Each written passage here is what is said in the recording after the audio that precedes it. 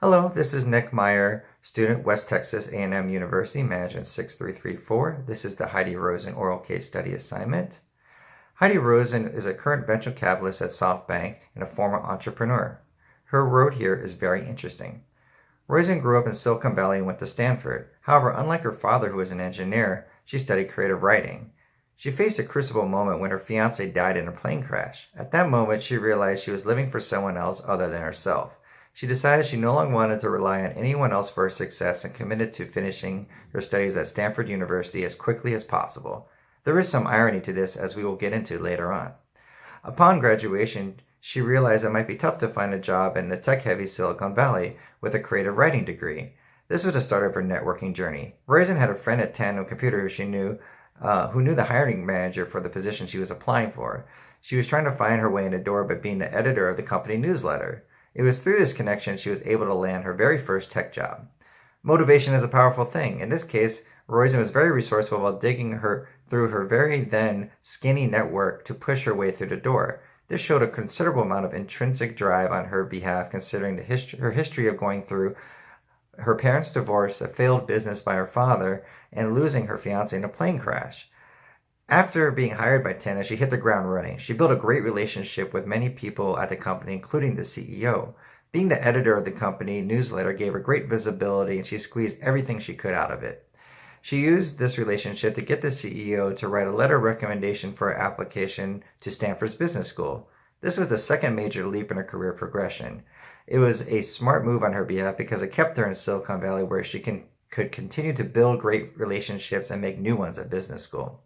After graduation, she used a family connection, her brother, to join Teammaker. While it was a great product, not many people knew about it, so she fell back on her outgoing personality, but also leveraged her growing network through business school and also contacted local media outlets to get more coverage for Teammaker.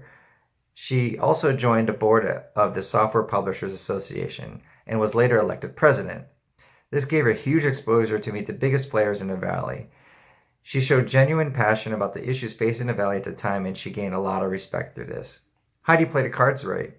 She picked her spots to go all in and made the most of them. She had a very immediate needs and goals to grow Teammaker, but she also had a long-term in mind. She fully vested herself into the Valley and the people who ran it. It turned out to be a huge success, as the company ultimately grew to $15 million in sales and 100 employees, and was sold in 1994 to Deluxe Corporation, and Heidi stayed on as CEO until 1996. After gaining so much notoriety at Teammaker, Apple hired her to help them turn around the business. While her time there was short, she helped Apple in many ways, including leveraging her own network to convince Mac users to continue using their products, even though there were many problems with it. At that time, the PC products were superior to Apple, and they were losing share. It was Heidi's network that helped slow the bleeding of Apple Computer. In all, Heidi continued on in her career, becoming a VC and using her deep network to build different companies and help them grow. The irony here is that Heidi made a decision early on that she was no longer going to rely on anyone else for success. However, it was doing just that which helped her every step of the way. If she did not have a trusted network that she could rely on, she would not be where she is today. It is a lesson to all of us that no one can truly do it alone. We all need relationships to help us achieve our goals and dreams. In the Adam Grant book, Give and Take, he categorizes three types of people: givers, matchers, and takers. Heidi falls directly into the matchers category. She states that she never makes a connection with someone who cannot also do something for her. She is always looking for that win-win. So in the end, when someone comes to her for something and she sees no value in that person, she will not give that person anything.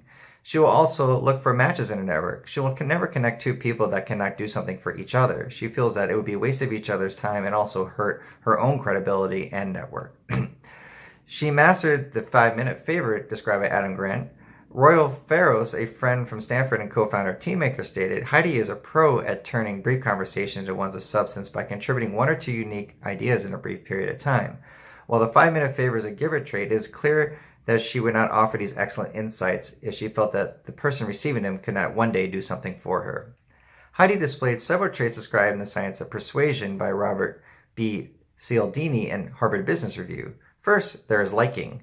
When she wanted to build connections with people, she did things to make them feel comfortable. For example, she hosted dinner parties at her home rather than fancy restaurants. Instead of hiring caterers, she cooked the food themselves and often invited people to bring their own food. This allowed people to be more comfortable and allowed them to open up to her.